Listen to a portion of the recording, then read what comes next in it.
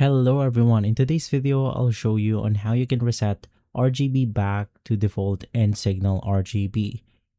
Now inside SignalRGB, unfortunately we don't have a simple button that we could click in order to reset our SignalRGB or our RGB.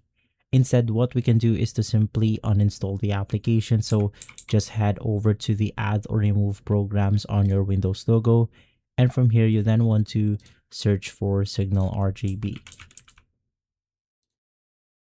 Click on the three dots and click uninstall.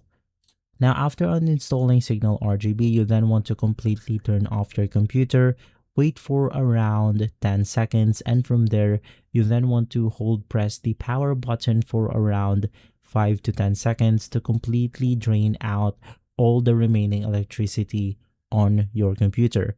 This will then go ahead and reset drivers or leftovers from the SignalRGB files, making sure that we have completely deleted the application itself. From there, you can simply download the application back in on the official website and you are good to go. You have successfully reset the RGB back to default in SignalRGB. If this video has been helpful, leave a like, subscribe, and follow Guide to Everything for more videos like this. Thanks for watching.